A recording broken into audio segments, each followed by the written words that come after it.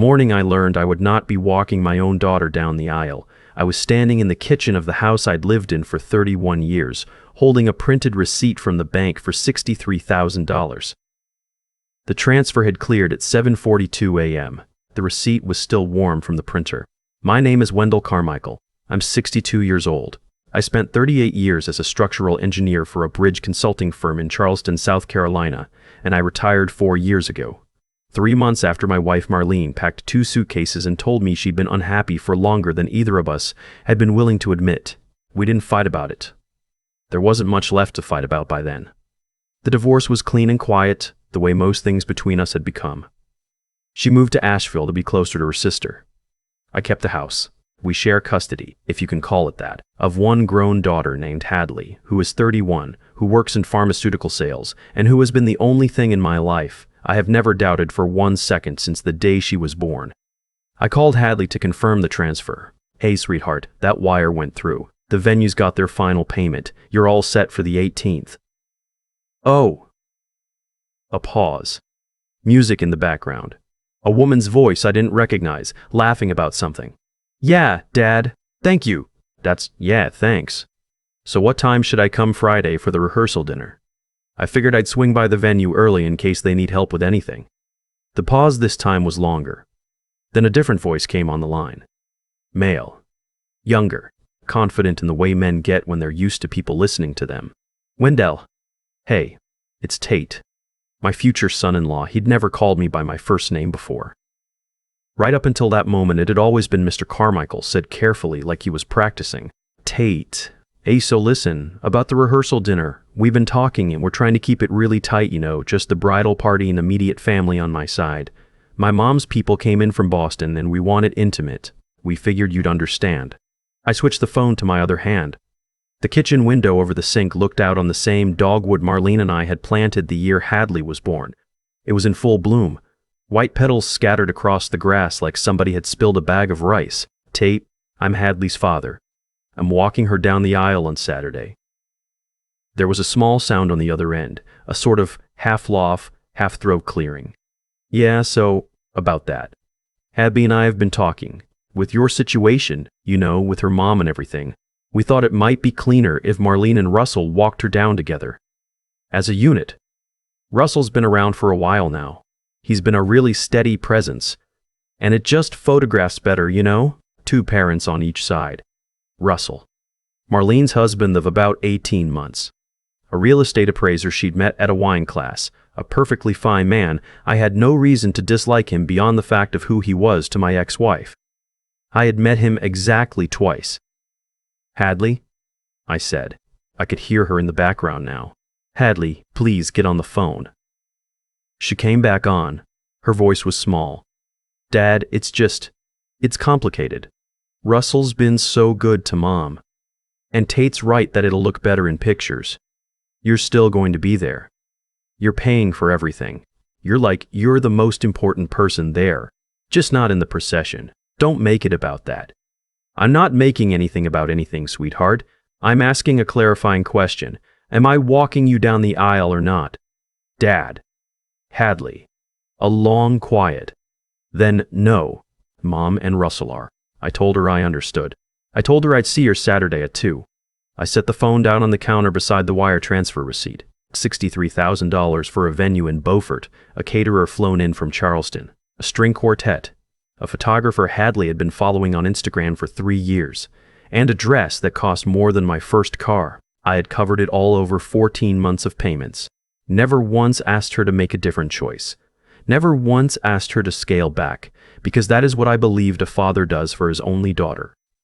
I did not sleep that night. I sat in the den at the back of the house, in the armchair Marlene had picked out and somehow forgotten to take when she left. And I looked at the framed picture of Hadley on her 6th birthday holding up a fish she'd caught off my brother's dock in Edisto. There is a particular quality of light in late summer in the Low Country that I've never been able to describe to anyone who didn't grow up in it. The picture caught it. Hadley's whole face was lit up. Somewhere around 3 in the morning, I went to my office and I pulled out the accordion folder where I kept my bank statements. I am, by training and by temperament, a man who writes things down. I have a spreadsheet. I have receipts. I have a habit of jotting little notes in the margin when I make a transfer. What it was for, what was said. This habit had saved me a lot of trouble over the years on construction projects, and as it would turn out, it was about to save me from something worse. I sat at the desk with the lamp on and I started going through the last 4 years. The numbers were not new to me. I had seen them before, but I had never laid them out all at once. $15,000 to help Hadley and Tate with the down payment on their townhouse in Mount Pleasant. $9,000 to clear out the credit card debt Tate had brought into the engagement, which Hadley had only told me about after she'd already given him my word that I'd take care of it. $11,000 for what was described to me as a consulting startup that Tate had wanted to launch, a venture that, as far as I could tell, had consisted of him buying a logo, registering a domain name, and printing $800 worth of business cards before he decided the timing wasn't right. $63,000 for the wedding, and then the rest, scattered across the years in pieces. $400 here, $1,000 there, $1,600 to cover an HOA assessment, $800 when their water heater went out, $2,200 when Tate's truck needed the transmission. A line of small wounds, each one easy to dismiss in isolation, that when laid end to end totaled something I had to add up twice to believe, $126,000. In 4 years, to my daughter and her fiancé. That was more than I had earned in any 2 years of my working life. I sat there for a long time. The house was dead quiet. I could hear the ice maker drop a load of cubes in the kitchen and it sounded like somebody knocking on a door 3 rooms away. Then I logged into the joint savings account, the one I had opened years ago for genuine emergencies, the kind where my daughter might need to get on a plane or pay a hospital bill if I had a heart attack. I had added Hadley to it when Marlene first started talking about leaving, in case I went to pieces and somebody needed to be able to step in. The balance was $480. It should have been just shy of $9,000. I clicked into the transaction history. 8 withdrawals in the past 7 months. $300, $600, $1,200, $2,000, $1,100. A few smaller ones. Every single one of them processed by Hadley. She had never mentioned any of them. Not a text, not a call, not a single conversation where she said, "Dad, I needed to dip into the account. I'll pay it back." Just gone. I sat there with my hand on the mouse and I felt something settle in my chest that had been moving around for years without me wanting to name it. At 8 in the morning, I called the bank. The woman on the line was patient and didn't ask too many questions when I asked her to remove Hadley's name from the joint account. By the end of the call, I had also canceled 3 automatic transfers. One that went into Hadley's checking account on the 1st of every month for what she had once called groceries during the planning phase, and 2 smaller ones I had set up years ago and frankly forgotten about. I closed a credit card she had been an authorized user on since college. I changed the passwords on my retirement accounts and added a verbal verification requirement to my brokerage account. When I was done, it was a little after 10. I drove to a diner I used to go to 20 years ago when I worked downtown. A place I hadn't been to in so long I wasn't sure it would still be there. It was. I sat in the booth by the window and ordered black coffee and the cheapest plate of eggs they had, and I just sat there. I needed to be in a room that wasn't mine, around people who didn't know me. I was halfway through the eggs when my phone started buzzing. Hadley. I let it go to voicemail. It buzzed again. Tate. Then Hadley again. Then a number I didn't recognize. I let them all go. I finished my coffee, paid the check, drove home. By the time I pulled into the driveway, Hadley's car was already there. She was standing on the front steps. I could see her face through the windshield. She'd been crying, but not recently. Her eyes were dry now, set in the way she used to set them as a teenager, when she decided what she was going to say before I'd even gotten out of the car. I unlocked the front door without speaking, and she followed me into the kitchen. "Dad, what did you do?" "I removed you from the joint account and I closed the automatic transfers." "Why would you do that without talking to me? Why would you take $8,500 out of that account over the course of 7 months without telling me?" She went still. She hadn't expected me to have the number. That account was for emergencies. It was, and now it has $480 in it, so I'd like to understand which emergencies cost you $8,000. Some of it was wedding stuff. Some of it was, Tate had some things come up. Hadley. I put my hands flat on the counter. The wire transfer receipt was still sitting there from the day before. I picked it up and put it on the island between us. I paid for the wedding, all of it, $63,000. I am not walking you down the aisle. I am not at the rehearsal dinner. And now I find out you've been pulling money out of an emergency account without saying a word to me. What is happening here, sweetheart? Because the math is not adding up." Her mouth tightened. I watched it happen. I watched my daughter make a decision in real time about who she was going to be in that conversation, and I watched her pick the wrong one. "Don't make this about money, Dad. That is so beneath you." "I'm not making anything about money." "You made it about money. You and Tate. Every month. Every time something went sideways. Every time the credit cards got out of control. Every single time, you made it about my money. And I gave it to you. I gave it to you because you are my daughter, and I love you, and I thought that's what I was supposed to do, but I am not a bank, Hadley. I'm your father. And I have been mistaking those two things for a long time." She stared at me. There was a flicker of something in her eyes. Recognition, maybe, or fear, or both. And then it shut down. She pulled out her phone and started typing. "Tate's coming over. Don't tell me what to do in my own father's house. It's not your house." She looked up from the phone. "Excuse me, it's not your house. It's mine. I bought it. I paid the mortgage off 6 years ago. You grew up in it. That doesn't make it yours." She stared at me for a long second, and then she turned and walked out the front door without another word. I stood at the kitchen island and I waited for the regret to come. I waited to feel like I had just lost my daughter. I waited to feel guilty. What I felt instead was something I had not felt in a long, long time. I felt like a person again, not a wallet with a face on it. A person. 3 days passed, quiet days. I cleaned out the gutters. I finally took down the basketball hoop that had been hanging crooked over the garage for 9 years. I went to the hardware store and bought new weather stripping for the back door. I called my brother in Edisto, and we talked for almost 2 hours about nothing.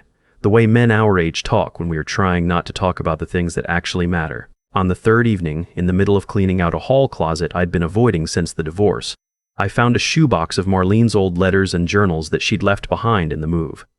I don't know why I opened it. I'm not someone who reads other people's mail, but I was sitting on the floor with my back against the wall and the box was right there, and I lifted the lid. Most of it was nothing. Old grocery lists, the kind of thing you keep for no reason.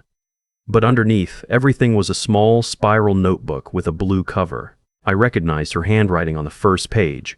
It was dated about 5 years back, right around the time Hadley had first brought Tate home. She'd only written in it for a few months. Maybe 20 entries total. I read all of them sitting on the floor of that closet with my knees starting to ache. Most of it was the small stuff of her life that I hadn't been paying attention to at the time. But there was an entry from the second week after Hadley had brought Tate over for Sunday dinner. Tate asked Wendell about the house tonight, about the appraisal, about whether it was paid off. Hadley laughed it off, but he wasn't joking. Wendell didn't notice. He almost never does. "I don't know what to do with this." He's a smart man and a kind man, and he can read a blueprint like other people read a menu, and he cannot see what is in front of him. I don't know if it would do any good to point it out. I think it might make her dig her heels in. So I'm writing it down here instead, and I am going to hope I'm wrong. A few entries later, Hadley is happy. That is what I keep coming back to. She is happy. Maybe I am being unfair. Maybe I am just a tired woman who has been disappointed by people. And now I see disappointments coming everywhere. I want to be wrong about him. I am going to try to be wrong. I read those entries 3 or 4 times. Then I put the notebook on the kitchen table and I sat there for a long while. Marlene had seen it 5 years ago, the first month. She had seen it and she had said nothing because she didn't want to be the wedge between Hadley and someone Hadley loved, and because by then she and I weren't really talking about anything anymore, and because she'd already decided that the marriage that had given her this daughter was something she was on her way out of. I sat in the kitchen until the light changed. The next morning, a Thursday, the doorbell rang at 9:15. A man I didn't know was standing on my porch with a manila envelope. He confirmed my name. He handed me the envelope. He left. I sat at the kitchen table and opened it. Complaint for breach of contract and promissory estoppel. Plaintiffs: Hadley Carmichael and Tate Whitmore. Defendant: Wendell Carmichael. I read it 3 times before the words connected to anything in my brain. They were suing me. My daughter and her fiancé were suing me. They were asking for $41,000. The complaint laid it out in calm legal language, repeated specific verbal commitments to fund their honeymoon to Italy, to cover the first 6 months of their mortgage as a wedding gift, to contribute meaningfully toward a startup fund for Tate's consulting business. They had relied on those commitments. They had made financial decisions based on those commitments. I had willfully withdrawn my support. They had suffered damages. The page blurred. I sat at the table for what felt like a long time, and then I put my forehead down on my arms and I cried for the first time since Marlene had left, and probably for the first time since long before that. When I sat back up, I called my old friend Bo Hartfield. Bo and I had played in the same Saturday morning tennis group for 15 years. He was a real estate attorney by trade, semi-retired, but his oldest girl had gone into elder law in Mount Pleasant, and I knew Bo would know who to call. I told him what had happened. I told him about the lawsuit. I told him about the money. He was quiet for a moment. "Wendell, I want you to hang up the phone, sit down, and not do anything else until my daughter calls you. She's going to call you within an hour. Don't talk to Hadley. Don't talk to Tate. If they call, let it go to voicemail. Don't text anyone. Don't post anything. Just sit tight." She called in 40 minutes. Her name was Imogene Hartfield Lowe. Late 30s, no nonsense, the kind of voice that has heard the worst version of every story and is no longer impressed by any of it. She asked me to come to her office that same afternoon if I could. I could. Her office was on the second floor of a converted Charleston single house downtown, the kind with high ceilings and slow ceiling fans and old heart pine floors that squeaked when you walked across them. She was waiting in a small conference room with a yellow legal pad and a cup of coffee. She read the complaint without speaking. She made small notes in the margin with a mechanical pencil. When she finished, she set it down and looked at me. "Mr. Carmichael, this is textbook financial elder abuse dressed up in a lawsuit. I'm 62. You're over 60. You're recently divorced. Your adult child is making financial demands under threat of legal action. That qualifies under South Carolina's Vulnerable Adults Act. We're going to invoke it." She had me start at the beginning. I told her everything. The wedding. The phone call. The rehearsal dinner. Russell walking my daughter down the aisle. The joint account. The withdrawals. The conversation in my kitchen. The notebook of Marlene's. The lawsuit on my doorstep that morning. She listened without interrupting once. When I was done, she asked one question. "Do you keep records?" "I'm a structural engineer. I keep records of records." She smiled for the first time. "Good. Because we are not just going to make this lawsuit go away. We are going to bury it." Over the next 2 weeks, we built what she called the binder. Every wire transfer. Every text where Hadley or Tate had asked for money. Every email I had sent confirming a deposit. Every screenshot of a Venmo request.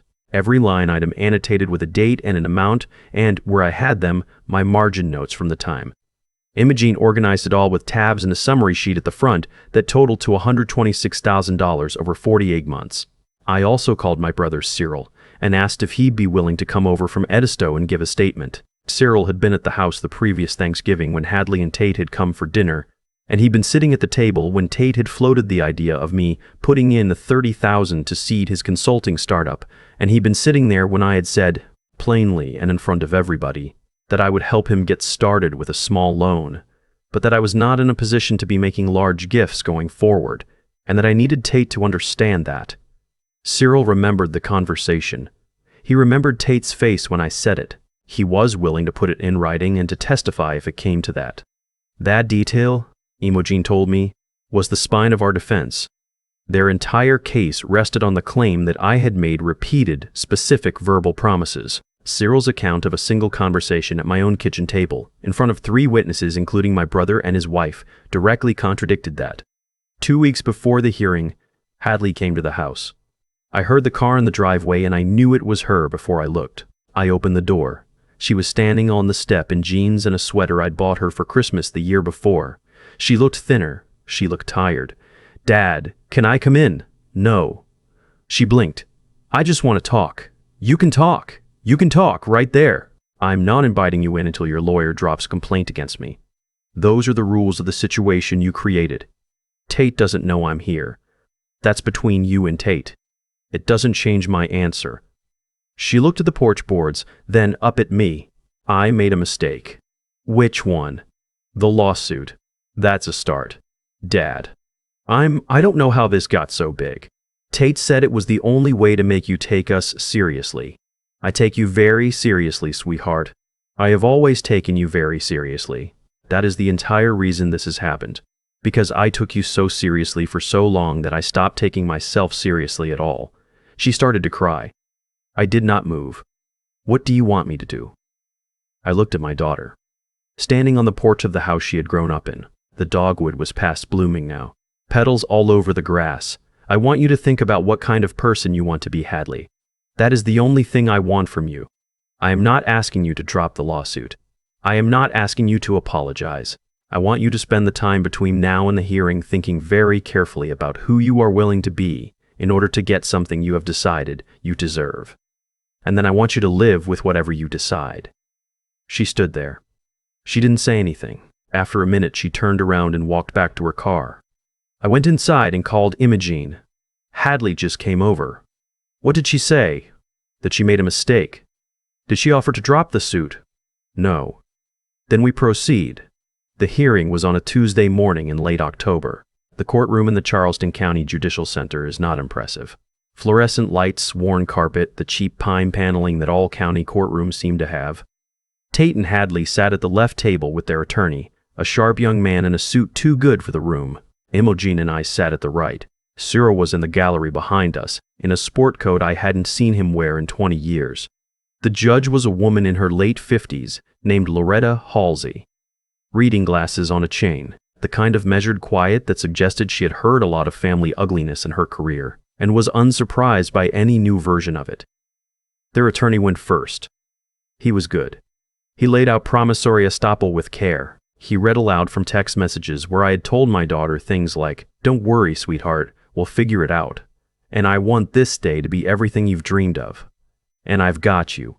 Stripped of every context, they sounded like a paper trail of promises broken. Then Hadley took the stand. She kept her eyes on the floor mostly. She spoke quietly. She said the right things. She said her father had always been her safety net. She said she had structured her life around his support, and that she had not been prepared for it to disappear without warning. She did not look at me once. Then it was our turn. Imogene stood up and let the room settle before she said anything. "Your Honor, the plaintiffs would like this court to believe that Wendell Carmichael is a man who promised support and then withdrew it. The documentation tells a different story." She walked Judge Halsey through the binder, page by page. $15,000 for the townhouse, $9,000 for the credit card debt, $11,000 for the consulting venture, $63,000 for the wedding, the $8,500 pulled from the joint emergency account without notice or discussion. The grand total at the bottom of the summary sheet, in bold, underlined, $126,240. This is not a man who failed to support his family, Your Honor. This is a man who was drawn upon repeatedly until he asked the question every parent should be allowed to ask, which is, when is enough?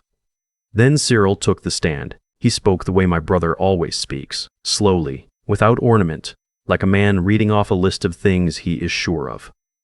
He described the Thanksgiving dinner. He described the conversation about the consulting business. He described me telling Tate in front of the whole table that I would help him with a small loan, but that I could not commit to ongoing large gifts. He remembered the date. He remembered the room. He remembered who was sitting where.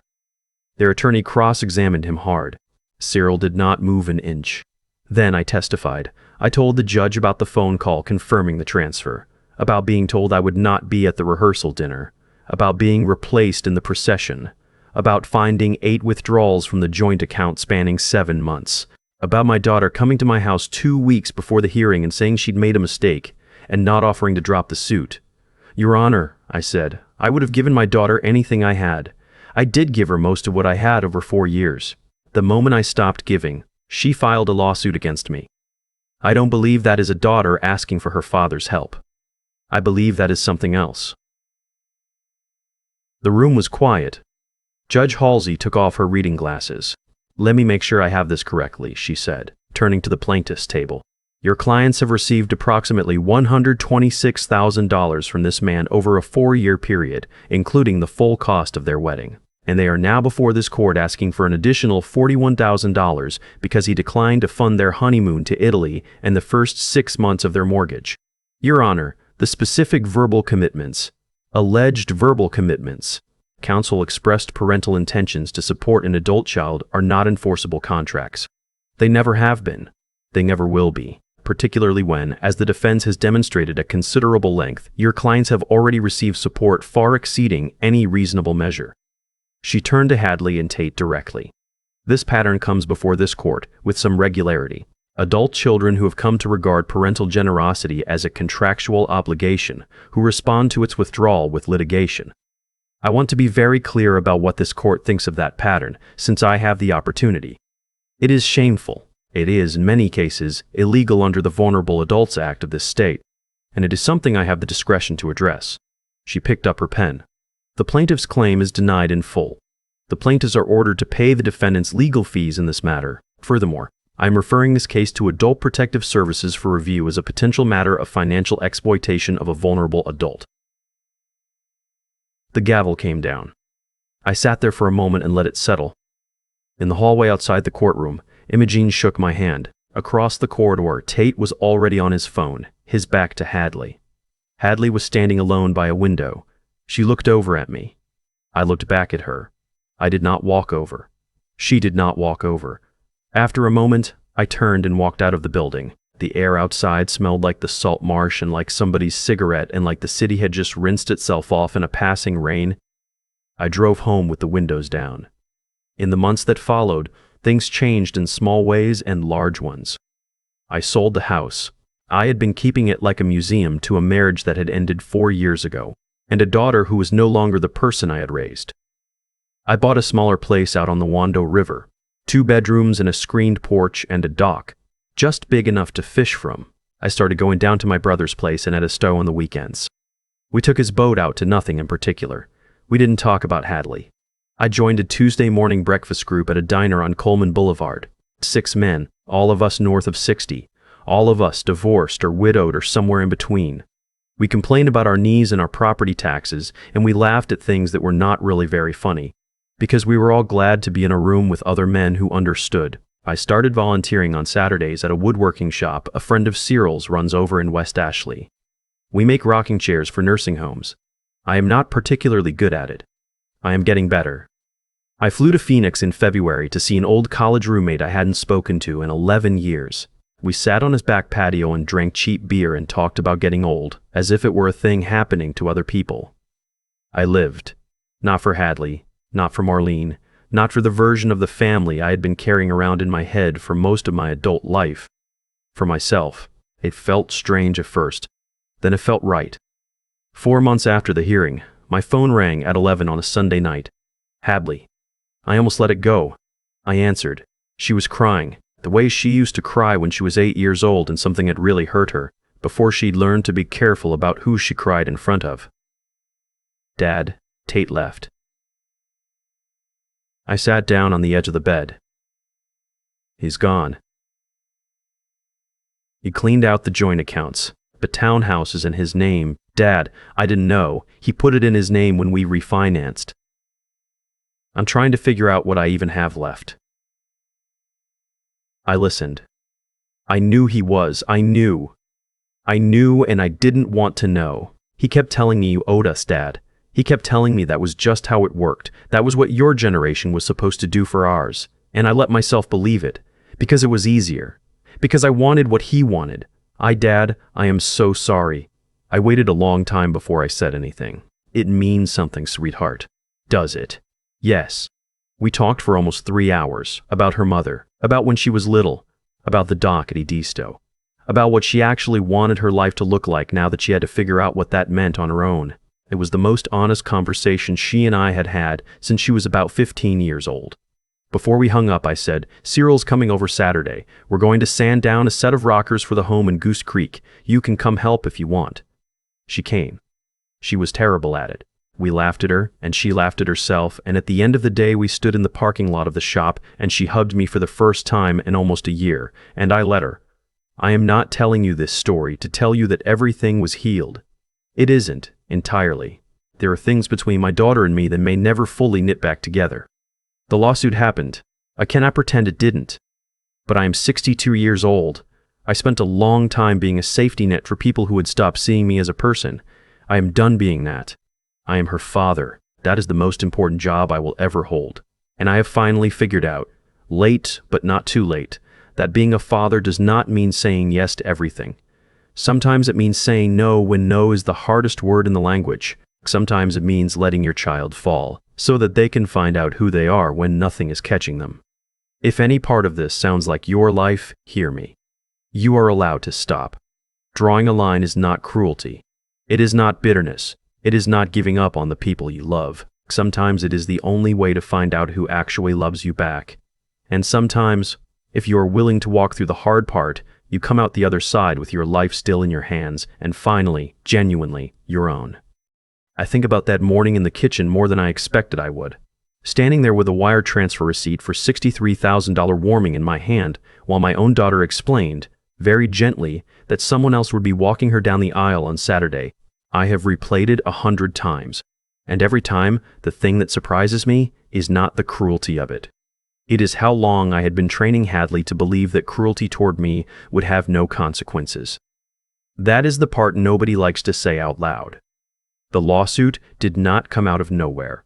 The contempt did not arrive on a Tuesday morning fully formed. I built it, brick by brick, over 4 years of saying yes when I should have said no, of writing checks when I should have written a sentence, of teaching my daughter and the man she chose that my pockets were deeper than my self-respect. Cause and effect.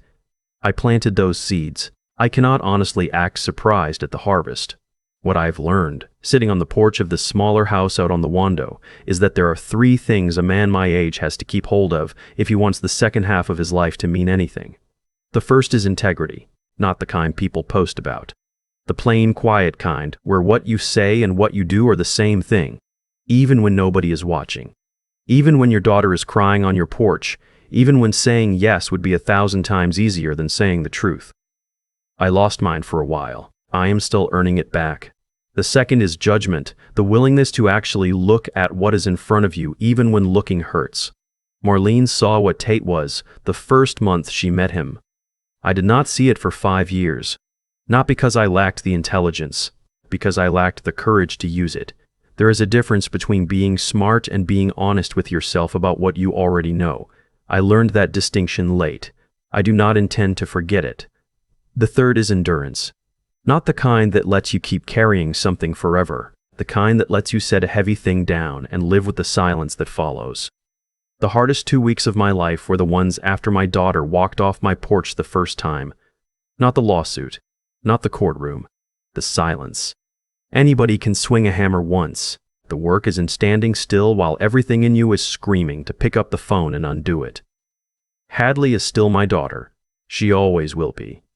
We are rebuilding something now, slowly, on different terms than the ones I let her grow up under. Some weeks are good, some are not, but every time we sit down together now, I am sitting down as her father, not as her safety net, and that I have come to understand is the most loving thing I will ever do for her. The cost of giving her everything would have been losing the only person she actually needed me to be.